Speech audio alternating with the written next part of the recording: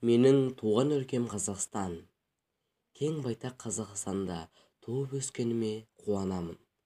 Өйткені менің туған өлкем киелі жерде орналасқан. Олай айтуымның айғағы, әйгілі Отырар қаласы, баптардың бабы, Арыстан бабаның туып өскен жеріме мақтанамын. Менің өлкем Түркістан облысы, Отырар ауданы, Ақтөбе ауылы. Мен 2008 жылдың 15 қазанында мұғалімдер отбасында дүниеге келіппін.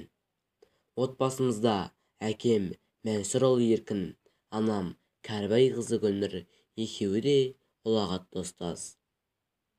Ағам Құттыбек, інім Бекәли. Отбасымыздың кенжесі, ханшайымы, еңліктей қарындасыммен бірге тату-тәтті өмір сүріп жатырмыз. Менің өлкем киелі адамдардан кенде емес.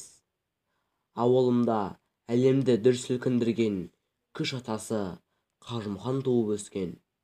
Палуан атам әлемнің 56 мемлекетін аралап, соның 48 мемлекетін алтын, күміс, қола медальдарын жеңіп алған.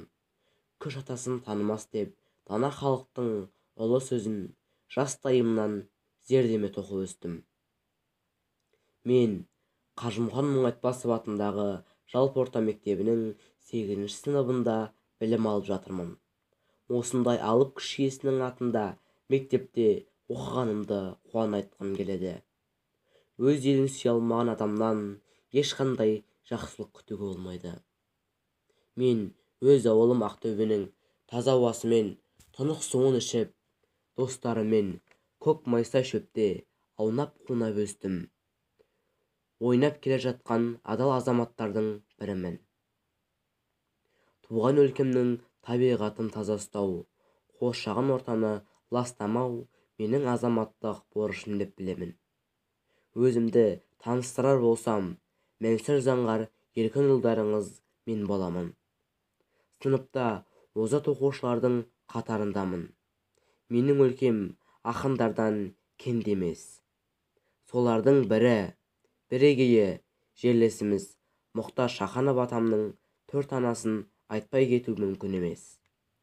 Туған жері түп қазығы айбыны, туған тілі мәңгі өнеге айдыны, жан байлығы, салт дәстүрі тірегі, қадамына шуақ шашар үнемі.